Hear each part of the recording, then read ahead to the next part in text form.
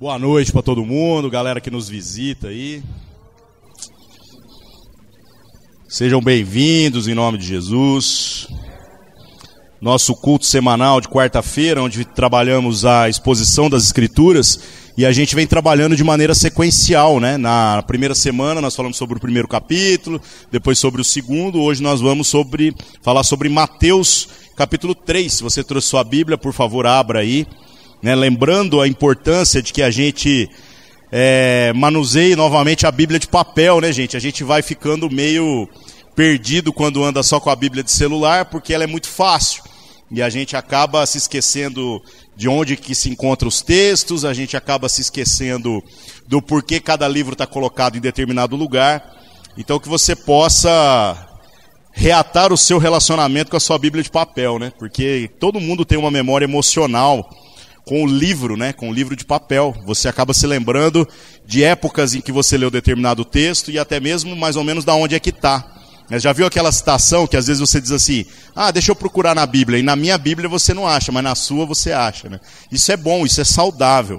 Então que você possa valorizar esse tipo de coisa e também aprender a encontrar as coisas na Escritura. Porque no celular a gente vai no índice, fica muito fácil, coisa que na vida prática acaba que nem sempre dá para fazer, né, irmãos?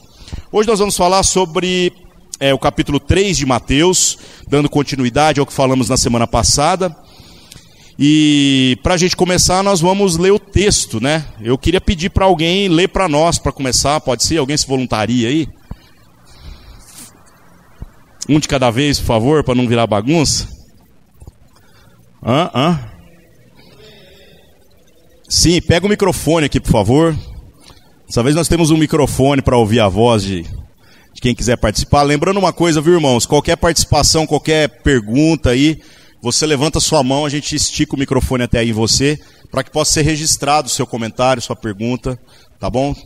Então, leia, por favor, o capítulo 3, até...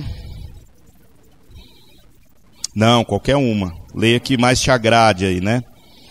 Leia até o verso 12, por favor.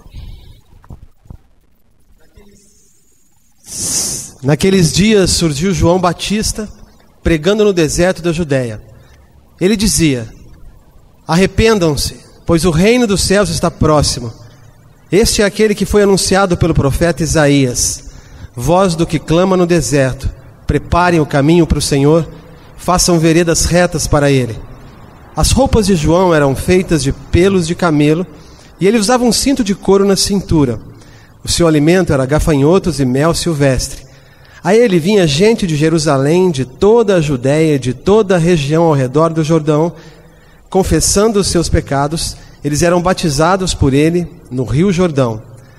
Quando viu que muitos fariseus e saduceus vinham para onde ele estava batizando, disse-lhes: raça de víboras, quem deu a vocês a ideia de fugir da ira de que se aproxima?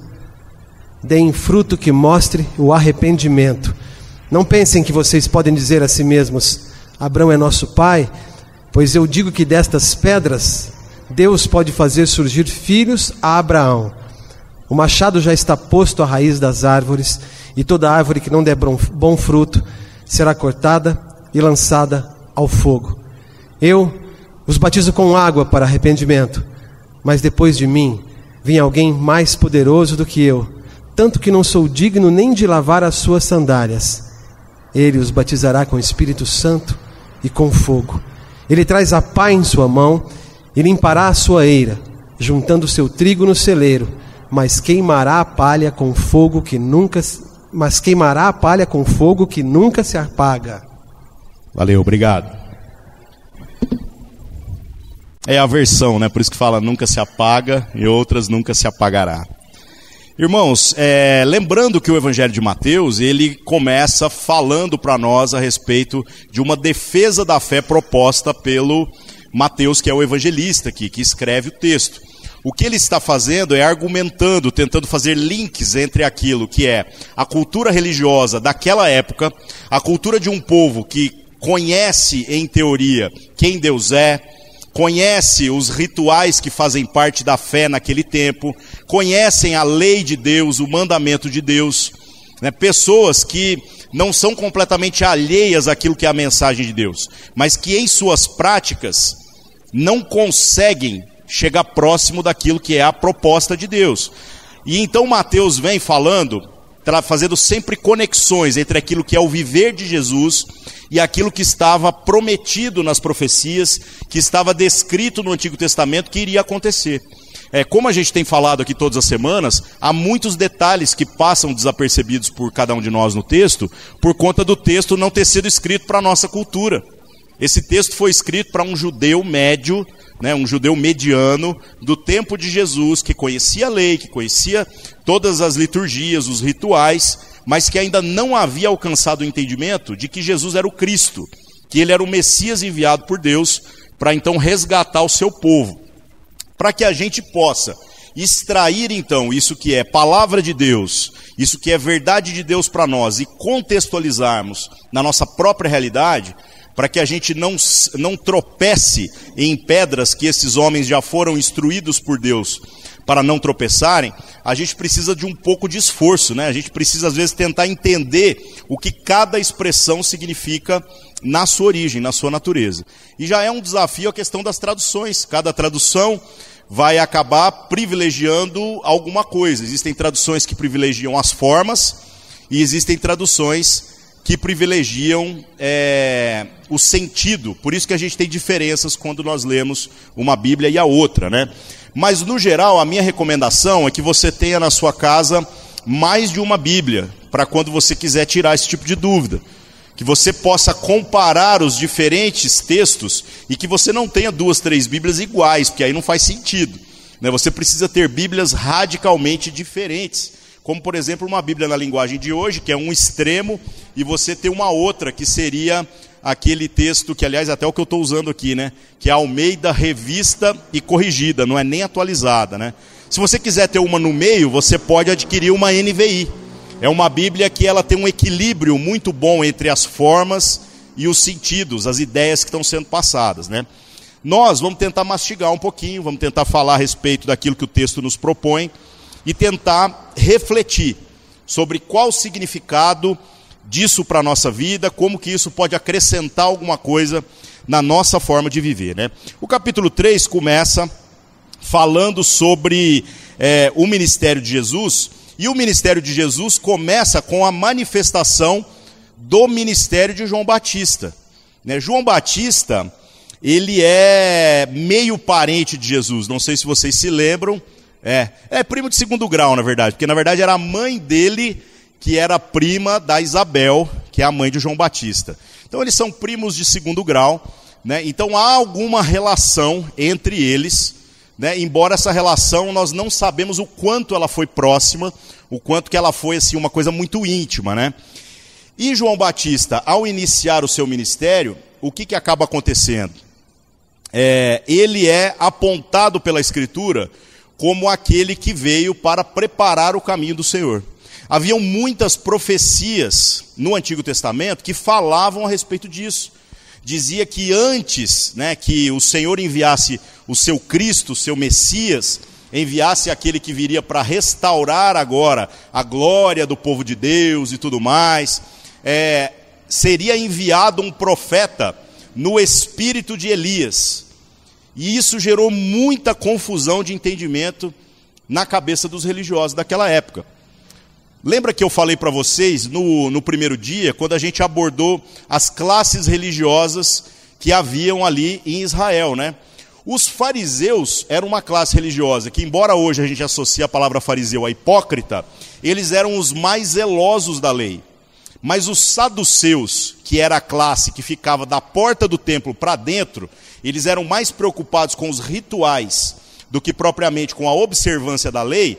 Eles eram absolutamente descrentes em coisas que eram de natureza espiritual. Tanto que os saduceus afirmavam que não havia ressurreição, que não existia anjo e mais uma pá de outras coisas. Olha a complicação. Então, quando vem essa ideia de que este profeta que seria enviado pelo Senhor, ele viria no espírito de Elias, segundo as profecias lá do Antigo Testamento, com certeza tinha gente que estava pensando em reencarnação, Tinha gente que estava pensando que o próprio Elias, de algum jeito, seria trazido como se ele não tivesse morrido ou alguma coisa do tipo, né? O pessoal imaginava a pessoa de Elias mais do que qualquer outra coisa, né? E o texto aqui, quando fala sobre João Batista, você vai ver que há uma tentativa do evangelista de fazer uma associação entre aquilo que é o trabalho de João Batista com aquilo que eram as profecias, né? O verso 1 fala, naqueles dias, né? Naquele tempo apareceu João Batista pregando no deserto da Judéia. Essa referência naquele dia, ela está fazendo uma conexão entre aquilo que a gente falou do capítulo 2 para aquilo que agora a gente vem puxando no capítulo 3. Ou seja, a história de Jesus é progressiva, não há uma desconexão, né? Jesus agora, quando ele volta para Nazaré, e eu não sei se vocês se lembram, mas na semana passada eu comentei que Nazaré era o pior lugar possível para se começar um ministério de sucesso. Era tipo você ir para a pior cidade, para a pior região, para um lugar onde verdadeiramente não tem nada de bom. Vocês se lembram lá daquele discípulo que eu falei que era um dos meus preferidos, né? O tal do Natanael, que ele, quando é instruído a respeito de um parente seu que diz assim, encontrei o Cristo, porventura esse não é o Cristo? A pergunta dele é muito genial. Ele fala assim, por acaso pode vir alguma coisa boa de Nazaré?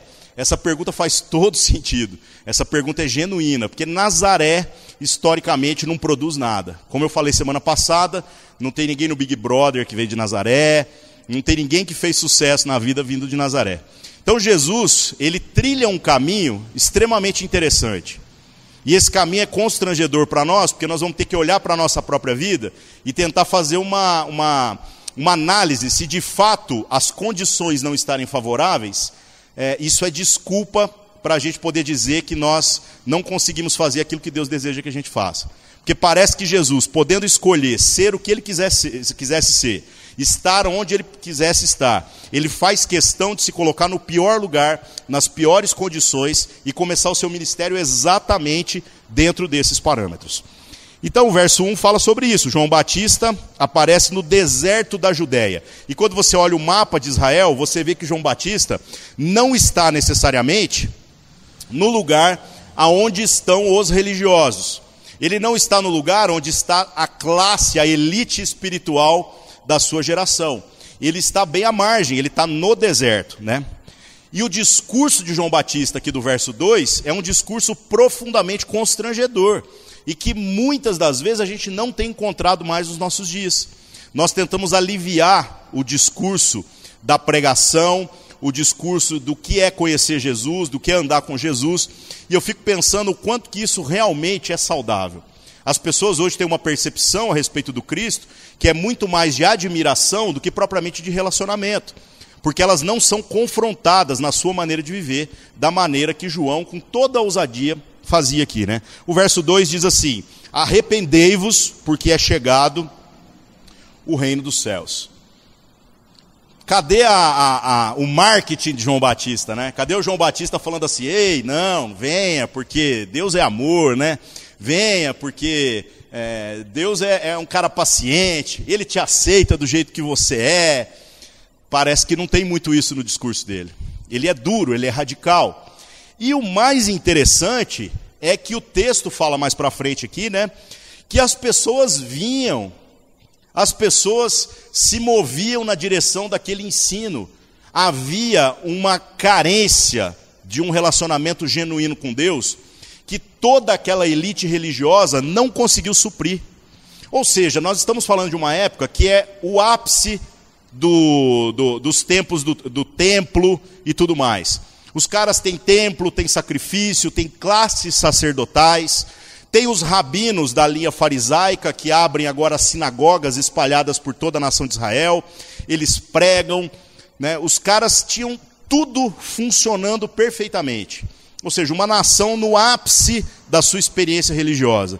E ainda assim havia nas pessoas um desespero, um clamor por algo novo, por algo que fosse coerente com tudo aquilo que a Escritura já havia prometido. Que Deus haveria de vir e mudar a situação que as pessoas estavam vivendo. Então, por que isso traz para a nossa vida, gente? Nós precisamos nos esforçarmos para sermos mais coerentes com a verdade de Deus do que propriamente nos tornarmos atrativos, tentando às vezes manipular aquilo que é a vontade de Deus explícita na Escritura, para torná-la agradável às outras pessoas. Meus irmãos, a gente não veio para mandar ninguém para o inferno.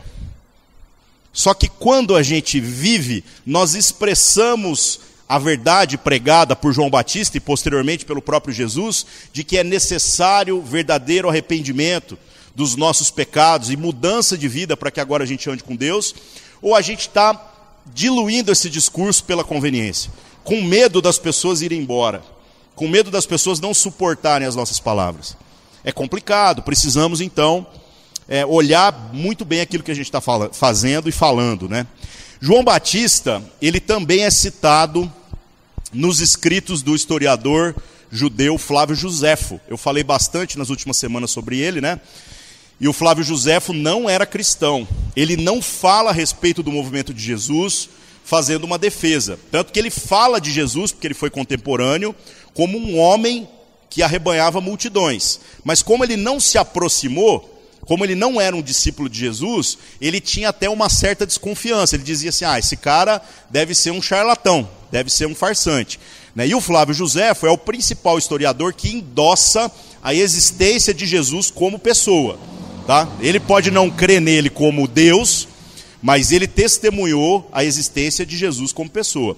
Esse Flávio Joséfo também testemunha a respeito de João Batista. E ele chama o João de Batista mesmo. Era um homem que andou de uma maneira diferente, trilhando um caminho muito parecido com o caminho dos profetas, né, e que ganhou essa alcunha de Batista, porque ele batizava as pessoas no Rio Jordão. A região do Rio Jordão em que ele batizava pessoas, como eu falei, não é uma região muito popular, né, mas as pessoas se deslocavam até lá, por conta da mensagem, da riqueza da mensagem que ele trazia. O verso 2, né, quando fala arrependei-vos, porque é chegado o reino dos céus, nós temos que compreender que a palavra arrependei-vos, no seu sentido original, ela está associada à importância de que haja em nós não apenas uma mudança de opinião ou uma mudança de prática. Ou seja, Deus não está buscando do seu povo apenas uma aceitação no sentido de concordância ou apenas uma mudança exterior. Esse arrependei-vos é como se Deus estivesse gritando que é necessário que haja uma mudança de pensamento. Infelizmente, nos nossos dias, né, a igreja tem se tornado um lugar que valoriza demais as mudanças exteriores. A gente julga muito mais pelo exterior do que propriamente por aquilo que são as nossas motivações. Meus irmãos, um entendimento transformado vai gerar uma prática transformada. Mas a verdade é que uma prática que se esforça por ser transformada, ela nem sempre vai ser coerente com o fundamento. Tanto que, como eu falei para vocês, os fariseus, se você for olhar o testemunho dos fariseus, os caras eram, na prática, muito bons. O problema era a motivação do coração. O próprio Cristo, quando fala a respeito deles, diz assim: façam o que eles ensinam, só não façam as mesmas obras que eles praticam. Né? Daí veio o negócio, né? Faça o que eu falo, mas não faça o que eu faço. Né? Esse é discurso de fariseu. Né? Então esses caras eram os caras que tinham a letra, mas isso não se traduzia numa prática. E João está lá gritando: arrependam-se, mudem a maneira de pensar de vocês, e então todo o resto vai mudar. Dá para fazer N conexões disso daqui com o restante do ensino de Jesus. Vocês se lembram de Jesus quando ele fala que na hora de se lavar o copo ou o prato, a gente começa sempre lavando pelo lado de dentro? Você lava por dentro, então o exterior naturalmente fica fora. Fica limpo, né? O lado de fora fica limpo. Então tudo no reino de Deus vai trabalhar com essa mudança de entendimento. E o que nós acreditamos, irmãos, é que esse estudo da palavra, a gente tentar mastigar o que a Escritura está trazendo para nós, é o que verdadeiramente vai produzir em nós maturidade, mudança de pensamento. Qualquer outra tentativa, sabe, de tentar fazer o negócio a partir da prática, mas não permitir que a palavra entre na nossa vida, vai ser uma tentativa frustrada. Bom, continuando, quando fala aqui desse reino dos céus, né, a gente vê que essa ideia de reino dos céus, é uma promessa messiânica de que Deus haveria de restaurar, então, o reino de Deus a partir da nação de Israel. Só que o que aquele povo não conseguia alcançar, e infelizmente muitos de nós às vezes não conseguem até hoje, é entender que o conceito de reino de Deus não se limita apenas a uma nação específica. Não se limita a apenas promessas feitas a um povo de uma etnia específica. O plano de Deus almejava fazer com que pessoas de toda tribo, de toda nação, de todo tipo de língua, pudesse agora vir compor este reino. Um reino que é mais de natureza espiritual do que propriamente de natureza visível e política, né?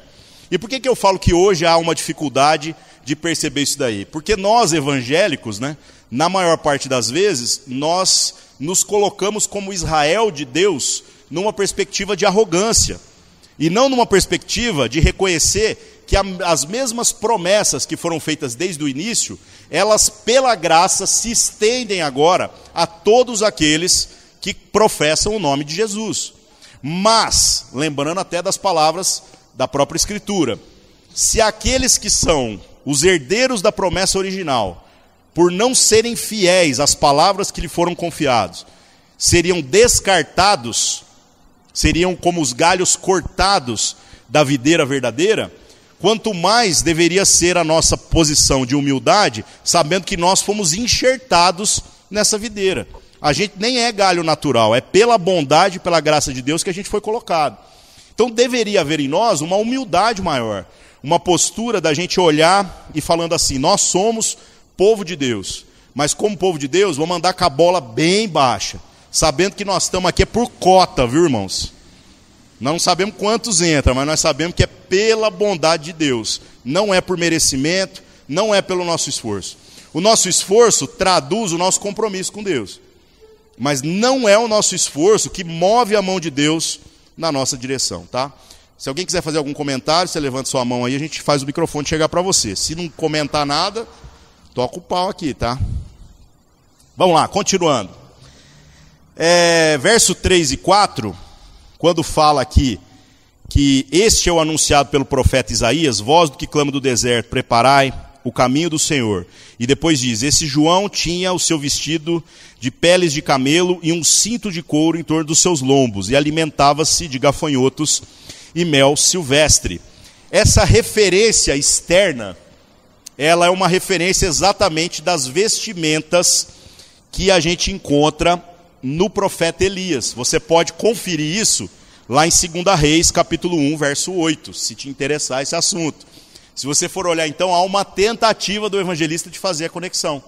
Ele usa as mesmas roupas. E você já parou para pensar que tem um tanto de gente que às vezes fica olhando para as roupas de João Batista e tentando gerar teorias, gerar conexões, dizendo assim, a gente deve se vestir de maneira humilde, igual João Batista. Não, João Batista não estava buscando externar uma humildade.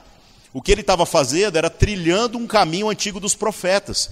E ele era reconhecido, inclusive, pelas suas vestimentas. Outra questão que fala aqui, né, é sobre os gafanhotos que ele comia.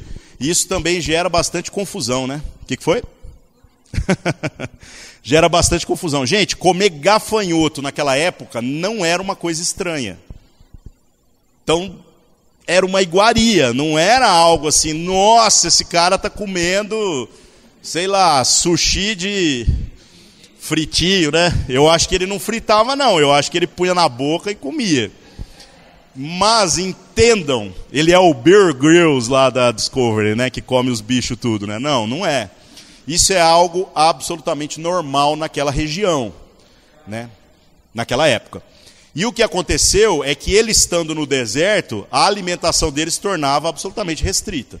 O cara comia o que tinha, né? E essa alimentação também é uma alimentação similar àquilo que profetas no Antigo Testamento experimentaram. Então tudo isso está tentando fazer uma apologia da questão de João ser aquele que vem no espírito de Elias. Gente, ele é a reencarnação de Elias? Não é isso que a Escritura diz, porque se a gente aceitar essa ideia, nós estamos sendo contraditórios com o restante da Escritura que diz que aos homens está ordenado morrer uma única vez. e que não existe essa questão da reencarnação, né? Então, o espírito de Elias seria a ideia de que o mesmo poder que havia sobre a vida de Elias, a mesma autoridade, agora revestia a vida de João Batista, né? Porque se vocês pararem para pensar, o que havia de verdadeiramente bom em Elias? É muito interessante pensar nisso.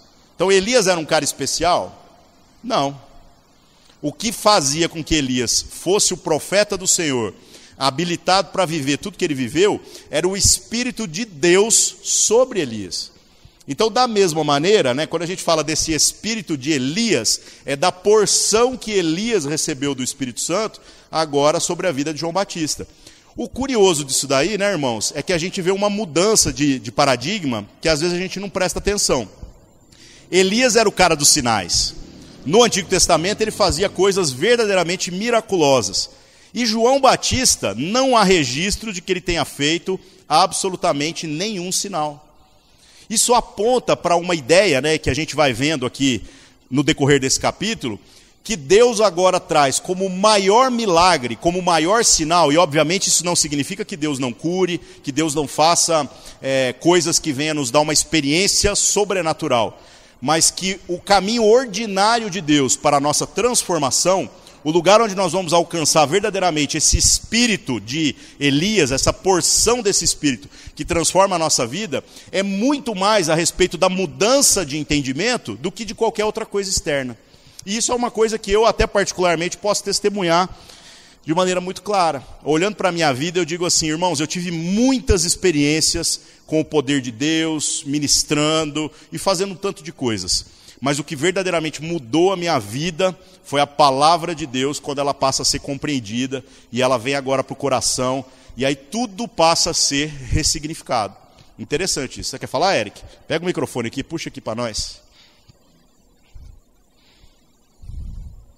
O que eu acho interessante, tanto em João Batista quanto em Elias, que eles não importavam com bens materiais, igual muitos hoje que têm o Espírito, dizem que tem o Espírito Santo e não tem. E eles realmente tinham o Espírito Santo, por isso que eles importavam mais na parte espiritual do que a material. Por isso que eles viviam de, como fala, pele de camelo, comia essas... Porque não estavam importando com o exterior, só com o interior. A presença de Deus. Todos os profetas, né, do Antigo Testamento, a gente acaba vendo que eles trilham um caminho de muita solidão. E isso é algo também intrigante para a nossa vida, porque a gente tem que entender uma vocação específica.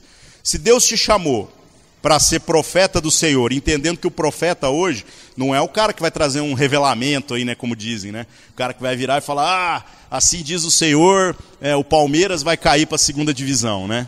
E a igreja diz amém, né? Não. Isso é bobagem, isso é adivinhação. Aquilo que é a revelação suficiente de Deus está aqui na Escritura. Então, profetizar hoje está muito mais associado a fazer conhecida aquela que é a revelação de Deus do que propriamente trazer algo novo. Porque, irmãos, o que nós precisamos de novo? Eu não estou dizendo que Deus não dê revelações específicas, porque isso ainda acontece. De repente o Espírito Santo fala com você e ele me dá um recado para eu trazer para a Maísa. Só que isso não serve como base doutrinária, nem para a minha vida, nem para ela. Deus pode trazer consolo, pode trazer uma esperança, pode trazer alguma coisa. Mas não dá para eu produzir doutrina. Nós vivemos a partir da Escritura e só a Escritura. Então, profetizar hoje é trazer isso daí. Agora, uma coisa, né, que até o Eric comentou. O cara está lá, apartado das condições, vestido de um jeito diferente, vivendo num lugar que não é um lugar de conforto. Irmãos, todos nós, quando nós encarnarmos essa vocação de sermos aqueles que profetizam, que trazem a vontade de Deus de maneira explícita às outras pessoas, nós iremos enfrentar adversidades. É normal. Há uma solidão profética. Quanto mais nós somos usados por Deus para que a gente fale agora a respeito das coisas de Deus, tenha certeza que nós viveremos mais crises. Não existem pessoas mais depressivas e que entram em crise na sua vocação do que os profetas do Antigo Testamento. E se você acha que isso se encerrou no Antigo Testamento, é só lembrar do exemplo de João, que a gente vai ler nos capítulos posteriores. O que acontece com João? João é o cara que dá o testemunho a respeito de Jesus. Mas quando ele está na cadeia, desamparado, sabendo que vai morrer, perdeu até os discípulos dele, porque os discípulos dele agora o abandonaram e acabaram indo seguir Jesus, né? ficou só alguns, ele chama um desses discípulos que ficaram e diz assim, pergunta para Jesus se ele é mesmo aquele que haveria de vir, ou se nós devemos esperar outro. Ou seja, ele que falou para nós que aquele era o cara que batizava com o Espírito Santo e com fogo. Mas na hora da angústia, Deus não poupou os seus sentimentos, as suas percepções ali, da crise. Então por que a gente vive de maneira arrogante, achando que nós seremos poupados? Agora uma coisa legal, quando ele se posicionou e manda o seu discípulo para perguntar para Jesus, Jesus dá aquela resposta maravilhosa, né? Vai lá e fala assim, vai lá e conta para ele o que você está vendo. Né? Os pobres recebem o evangelho, os mortos são ressuscitados, os doentes são curados, os cegos recebem vista e por aí vai. Aí eu imagino esse discípulo de João chegando lá, contando para João. João então esboça um sorriso de lado a lado e pensa assim, agora eu estou pronto, vem em mim, se eu tiver que morrer está tudo certo. Então, que a gente possa olhar para a nossa vida e entender que há diversidades com relação àquilo que Deus fala com a gente, são coisas naturais da caminhada, tá? Inclusive Jesus fala sobre isso, né? Ele fala assim, no mundo passareis por aflições, mas tem de bom ânimo, né? Fiquem alegres, porque eu venci o mundo. E essa vitória dele, ela se estende a cada um de nós, quando nós estamos dentro daquilo que ele falou pra gente. Bom, continuando, irmãos. O batismo de João, ele não é uma novidade. A ideia de batizar pessoas não traz um conceito novo, né? O batismo era uma prática que já até existia no Antigo Testamento e que no tempo de Jesus ela era normal toda vez que um fariseu fazia um prosélito. Ele fazia um discípulo da sua própria doutrina.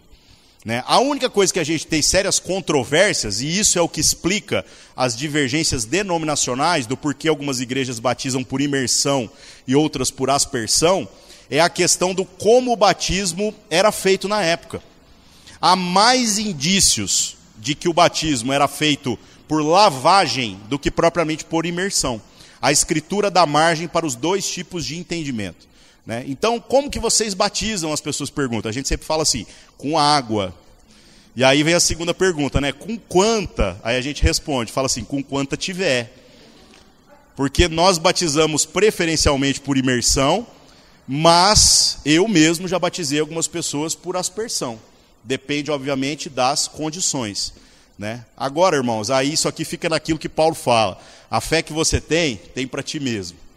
Outra curiosidade é o batismo de crianças, né? Uma coisa que eu precisava entrar mais detalhadamente em outra ocasião. Mas o que acaba acontecendo é que é perfeitamente lógico a ideia do batismo de crianças, se você olhar pela perspectiva de que quando um pai de família reconhecia Cristo como seu Senhor e Salvador, toda a sua casa abraçava a sua fé. E as crianças não eram excluídas dessas promessas. Da mesma maneira que um menino, a partir dos 8 anos, dos 8 dias de vida, ele era circuncidado para fazer parte da aliança do Antigo Testamento, esse batismo era algo naturalmente aplicado agora no Novo Testamento. Aí todo mundo fala, cara, mas a sua fé comporta isso? Comporta, mas ao mesmo tempo eu não batizei meu filho. Aí todo mundo fala, mas por quê? Porque nós sabemos que esse batismo não salva. O que salva é a graça de Cristo. E eu, particularmente, gostaria que o meu filho se lembrasse do batismo.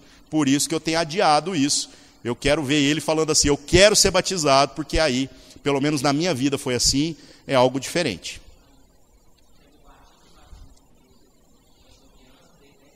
Não, o pedobatismo não é um batismo 2 vezes. Na verdade, eles dividem o batismo em 2 etapas. É a questão da água, que aí é por lavagem, por isso que é aspersão. E quando ele faz ali 12, 13 anos, ele faz a profissão de fé.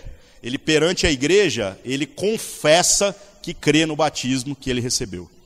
Né? Então, assim, é legal falar disso, né, irmãos? Porque às vezes a gente olha como, a gente chama de primo, né?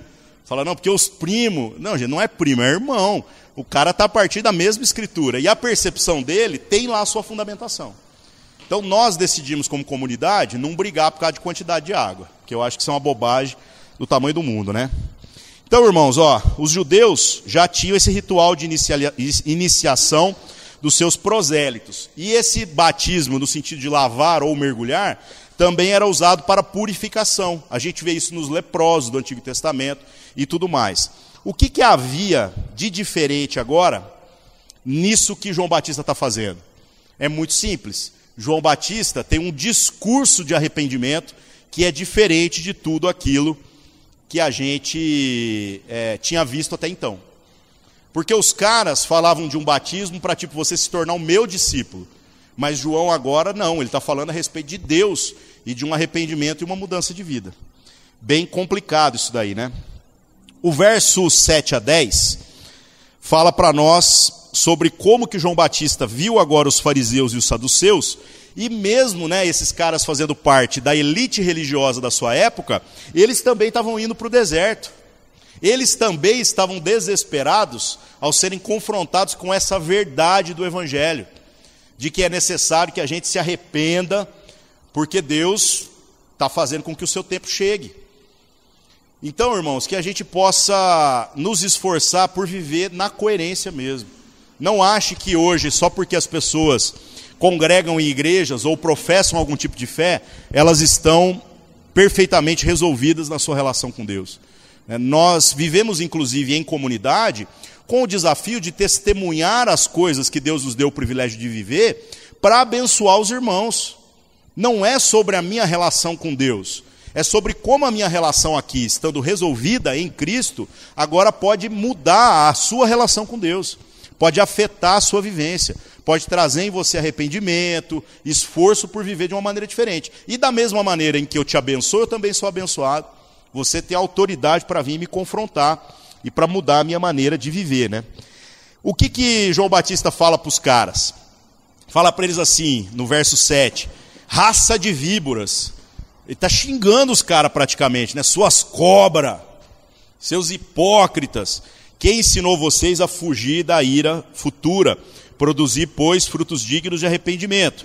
E no verso 9, não presumais de vós mesmos, dizendo, temos por pai a Abraão. Porque eu vos digo que mesmo dessas pedras, Deus pode suscitar filhos a Abraão.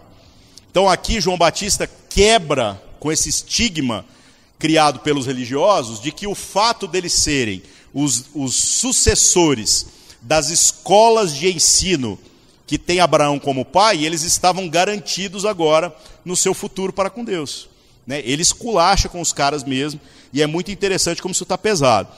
No verso 10, ele fala sobre uma figura muito poderosa, que é o machado à raiz das árvores. Essa maneira de trazer agora aquilo que é uma realidade espiritual, usando algo físico, é algo que a gente vê muitas vezes no testemunho de Jesus, na maneira como ele ensina, como ele exemplifica, né? E João Batista foi muito eficiente nisso também. O que ele diz é, o machado está colocado na raiz. Basicamente o recado é, o lenhador está chegando. Então produzam frutos, porque senão ele vai cortar vocês fora mesmo, né? Verso 11 e 12, a gente vê falando que esse batismo de João apontava para um testemunho público de arrependimento, e que haveria de vir o Cristo, que seria aquele que batizaria com o Espírito Santo e com fogo. O que é curioso nessas interpretações aqui, irmãos? O batizar com água de João, ele não é, na essência, diferente do batizar com água feito pelos discípulos de Jesus. Porque a própria Escritura fala que Jesus mesmo não batizava ninguém. Ele botava os discípulos dele para batizarem as pessoas. Então, qual é a diferença? A diferença basicamente é uma só. João Batista falava a respeito do Messias que haveria de vir. E o batismo dos discípulos fala a respeito do Messias que já veio. Mas ambos estão falando a mesma coisa. Então essa ideia de que existia um batismo e depois tem um outro batismo, não é bem essa a essência da coisa, tá? Outra questão, o que é esse batismo com o Espírito Santo e com fogo? O batismo com o Espírito Santo, irmãos, na essência, sendo o mais conservador possível, na interpretação que a gente pode fazer, é receber o Espírito Santo de Deus, seja lá como é que ele vai se manifestar na sua vida. Mas existe uma forma pela qual o Espírito Santo se manifesta, que essa é ponto pacífico entre toda a cristandade. Para que alguém confesse Cristo como seu Senhor e Salvador, e viva segundo essa confissão, ela tem que ter sido batizada com o Espírito Santo. Porque não nos é natural andar com Deus. Não nos é natural obedecer a Deus. A gente só consegue fazer isso se o Espírito Santo colocou em nós. Então você fica falando assim, como é que eu tenho certeza que eu fui batizado com o Espírito Santo? Se você já tentou viver do seu próprio jeito, se você já tentou viver da sua própria forma, você já tentou fugir de Deus e você não consegue, parabéns, o Espírito Santo está trabalhando na sua vida. Você tem um sentimento de que você não presta para absolutamente mais nada nessa existência. E como é bom esse negócio, né? Porque eu olho umas pessoas que têm uma facilidade de abandonar Deus, mas eu não consigo. Eu entendo Paulo quando diz assim, Paulo, escravo de Cristo. Eu falo, velho, eu sou escravo de Deus mesmo. Porque se tem uma coisa que eu já me esforcei para fazer é abandonar Deus, mas não tem jeito. Estou preso, estou amarrado em Deus. Isso é muito bom, né? Outra coisa, o que seria esse batismo com fogo? O batismo com fogo, na sua interpretação mais conservadora, ele aborda dois aspectos. Um deles é juízo, destruição, e o segundo é purificação. E então a gente tem que, às vezes, tomar cuidado com aquilo que a gente canta, né? Porque nós cantamos músicas que às vezes a gente não pensa naquilo que está falando, né? A gente canta, incendeia, Senhor, a sua noiva. Velho, se isso é verdadeiramente juízo ou fogo para purificação, não é confortável. Mas nós cantamos esse tipo de coisa. Obviamente, né, irmão, se a gente não tiver um mínimo de licença poética, a gente não canta música nenhuma. Então eu não estou falando também para jogar todas as músicas fora. Mas a reflexão é válida. Tanto é que a ideia de fogo a gente vê quando fala do joio e do trigo.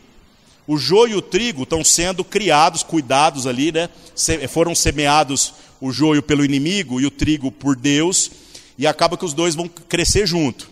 E aí fala que no final, o que vai acontecer? Vai ser separado o joio do trigo, o trigo vai ser guardado no celeiro e o joio vai ser queimado. Então a ideia de juízo é essa, um batismo de fogo. Pode ser que esse fogo também venha para nos purificar, esse é um sentido que faz, que tem toda a coerência. Mas por outro lado, é bom lembrar que fogo não é agradável. Então aquela oração assim, Deus me batiza com fogo, é óbvio que seremos batizados com fogo na perspectiva da purificação. Mas eu não sei se isso é uma oração agradável de se fazer. Né? Porque obviamente todo mundo quer ser poupado, né, irmãos? A gente não quer viver dores e nada do tipo. Aí no verso 12 a 17, a gente entra na questão do batismo de Jesus. O batismo de Jesus, ele está colocado em todos os evangelhos, né? Especificamente nos 3 primeiros, e ele é citado meio que superficialmente no evangelho de João. Aí o que acontece? No verso 13 aqui, que a gente nem leu, né? Farta muito aqui? Não, deixa eu ler aqui, deixa eu já emendar. Nós paramos no 12. Então veio Jesus da Galiléia ter com João junto do Jordão para ser batizado por ele. Mas João opunha-se-lhe, dizendo, eu que careço ser batizado por ti, e vens tu a mim? Jesus, porém, respondendo, disse-lhe, deixa por agora, porque assim nos convém cumprir toda a justiça. E então ele o permitiu. Sendo Jesus batizado, saiu logo da água, e eis que se lhe abriram os céus, e viu o Espírito de Deus descendo como pomba e vindo sobre ele.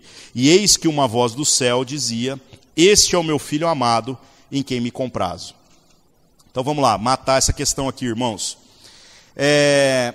O batismo de Cristo, estando registrado em todos os evangelhos, a gente vê que nessa descrição específica de Mateus, João Batista parece que tem uma reserva com relação a batizar ele. Ele diz assim, como assim eu vou te batizar? E isso dá um indício para nós de que João Batista sabia quem Jesus era. Embora o que o texto também dá a entender é de que o sinal de que ele teria a confirmação daquilo que ele supostamente sabe, seria ele ver o Espírito de Deus descendo sobre a pessoa. Então ele diria, esse é o Cristo mesmo. E ao mesmo tempo, a gente tem que confrontar isso com a crise posterior de João Batista, quando ele vacila na sua convicção. E por que eu acho legal falar dessa crise de entendimento? Porque, irmão, vocês já perceberam que a gente vive do mesmo jeito? Quantas vezes você já não disse isso ou já não viu alguém dizendo, falando assim, eu queria ter uma confirmação de Deus para uma determinada coisa. Irmãos, a confirmação de Deus está aqui. Às vezes o que a gente está querendo é o céu abrir e vir aquela voz do Cid Moreira que fala com a gente, dando a resposta precisa que a gente está buscando. Mas Deus não muda de ideia, Deus não vai fazer com que aquilo que Ele deseja para nós seja modificado. Agora, o que muda é a nossa percepção e o nosso coração na caminhada. Nós temos uma crise. Uma crise de que às vezes Deus falou para a gente e a gente na nossa caminhada precisa ficar se relembrando daquilo que Deus falou. Por isso a vida comunitária é uma das coisas mais importantes na caminhada. Porque na vida comunitária nós lembramos uns aos outros das promessas de Deus que foram dadas a todos nós. Esses dias eu estava na casa de um amigo que é missionário e o cara, quando eu conheci ele, ele morava em condições assim de completa miséria. E aí ele estava vivendo uma crise, onde ele estava dizendo assim, rapaz, eu sou tão frustrado, porque parece que Deus deu o sonho, deu a visão, mas como o recurso financeiro não vem na velocidade em que seria necessário, eu não consigo fazer tudo aquilo que eu gostaria de fazer para Deus. E aí, né, eu estava lá e falei assim, rapaz, eu vou ter que ajudar o irmão agora. Eu virei para ele e falei assim, quando eu te conheci, você morava de favor numa igreja fechada. Você tinha um colchonete, um copo, um fogão, uma geladeira velha e um canecão. Falei, hoje você tem 3 carros, 2 terrenos, você trabalha numa base missionária que forma mais de 200 missionários por ano. Falei, você já viajou para a Europa, você já foi para um tanto de lugar, você vive integralmente no ministério e a sua casa abençoa o nosso país como poucos ministérios no Brasil fazem. E você tem a cara de pau de falar para mim que está numa crise de dinheiro. Então olha só que coisa louca, esse é um cara que tem muitas promessas de Deus. Mas é normal que na caminhada a gente vá se esquecendo delas. Então que a gente possa valorizar essa vivência em comunidade, onde a gente vai se lembrando de cada uma dessas questões, né? Bom, aí João fala para Jesus, né? Não, eu é que tinha que ser batizado por você. O que dá a entender que ele tinha algum entendimento a respeito de quem Jesus era. Mas Jesus no verso 15 diz assim, deixa por agora, porque assim nos convém cumprir toda a justiça. O que esse texto quer dizer para nós, irmãos? Jesus, de alguma maneira, ele não apenas veio como homem, mas parece que há uma intencionalidade em trilhar todo o caminho necessário para um cristão. Porque todos nós fomos chamados agora para, ao reconhecendo Cristo como nosso Senhor e Salvador, que nós passemos pelo batismo. Esse batismo onde nós dizemos agora que estamos arrependidos da forma que nós vivemos até aqui e que nós queremos ser discípulos de Jesus. Então Jesus, ele não só ocupou o seu lugar na cruz, Jesus ocupou o nosso lugar em todas as experiências da vida. Por isso que ele foi para o pior lugar para começar o seu ministério. Então é difícil encontrar na nossa existência alguém que possa ter um testemunho pior do que o de Jesus, para não se identificar com ele. Olha que coisa legal, que coisa interessante, né? Bom, o que mais que acontece? Verso 16 e 17 fala que ele sai da água e então vem essa visão do Espírito de Deus descendo sobre ele como uma pomba. A pomba já na Escritura sempre foi associada também à pureza, inocência e mansidão, né? Mateus 10 fala para a gente ser simples como as pombas. Então a ideia de pomba não é muito diferente do que a gente tem hoje. Mas esse descer do Espírito tem uma marca diferente naquilo que é visto em Jesus. Porque esse descer do Espírito é algo que já havia sido visto no Antigo Testamento. Só que a diferença é que os profetas recebiam da parte de Deus uma porção medida, uma porção regrada daquilo que era o Espírito. Vocês lembram lá de Eliseu e Elias, que ele até tem uma crise que ele fala assim, eu queria uma porção dobrada do Espírito, né? O cara olha para a medida que tem no outro e fala assim, eu quero da parte de Deus uma porção dobrada. Em Cristo agora, ele recebe todo o Espírito. Então esse Espírito que desce sobre Deus, é a ideia de que Jesus ele não tem um Espírito de Deus agindo nele. O Espírito de Deus é o Espírito dele, é diferente. E é por isso que ele é capaz de viver do jeito que ele vive. É por isso que ele tem um relacionamento com Deus tão íntimo. E inaugura-se aqui então uma nova maneira de se relacionar com Deus. O mais curioso é que essa questão do Espírito, em porções mais generosas, se torna exatamente o padrão de Deus para toda a cristandade. Nós não estamos recebendo da parte de Deus do seu Espírito em doses homeopáticas, né, diluídas em 1 para 1 milhão. Muito pelo contrário. Nós somos chamados para o relacionamento, para que a gente possa receber do seu Espírito também sem medida. Para que a gente possa conhecer Deus, ser conhecido e ser testemunha de tudo aquilo que Ele faz na nossa vida. Para encerrar aqui, irmãos, tem essa voz de Deus que aparece, né? E é curioso o testemunho, porque nós não sabemos exatamente quem ouviu ela. né? Não sei se o evangelista ouviu, se ele estava lá, ou se no caso ele pegou o testemunho de alguém que estava. Essa voz diz: este é o meu filho amado, que me dá muita alegria, né? Que tudo que faz me agrada. Nós vemos essa questão de vozes dos céus acontecer em 3 ocasiões no ministério de Jesus. Uma delas é no batismo, a outra é na transfiguração, que está no capítulo 17 do livro de Mateus mesmo, né, que você lembra lá que está com os discípulos orando, de repente o cara acende, né? E aí aparecem 3, tem a transfiguração, e os discípulos se jogam no chão e começam a falar bobagem, né? Começam a falar assim: vamos fazer umas tendas aqui e tal. E aí vem a voz de Deus, que basicamente o que diz é: fica quieto, escutem o meu filho, né, porque ele sabe o que ele está fazendo. E a terceira vez que a gente vê essa manifestação de uma voz do céu está em João capítulo 12, que é antes da cruz, né? Antes de Cristo ir para a cruz, ele recebe ali de maneira especial uma voz de Deus que confirma tudo aquilo que ele é e o que ele vai fazer na sua vida. Bem interessante, né, irmãos? Que a gente possa então tomar essas coisas como verdade para a nossa vida. Que a gente possa entender a importância do batismo, a gente possa entender a importância desse arrependimento, algo que já aconteceu no nosso compromisso, mas que agora tem que progredir, né? Porque senão a gente vai ficar igualzinho os fariseus hipócritas lá. Sabe o que os caras faziam? Os caras iam lá, batizavam do arrependimento e voltavam a pecar. Aí no outro dia estava lá de novo, querendo se lavar de novo. Essa lavagem que Deus quer fazer agora, através do batismo com o Espírito Santo em nós, ele nos sela de uma vez por todas. Então, mesmo que a gente ande por caminhos que eventualmente não agradem ao Senhor, nós ainda somos dele, né? E nós vamos voltar para Deus e nós permaneceremos naquilo que é a sua vontade. Amém? Vamos orar. Senhor nosso Deus, nós te agradecemos mais uma vez pela oportunidade de refletirmos acerca da sua palavra, que o Senhor nos traga sabedoria, para que isso possa tomar o nosso entendimento e, afetando também o nosso coração, mude toda a nossa maneira de viver, Pai. Em nome de Jesus, te agradecemos por tudo que o Senhor tem feito na nossa vida e pedimos que a sua obra se complete cada vez mais rápido na nossa existência. Em nome de Jesus, amém.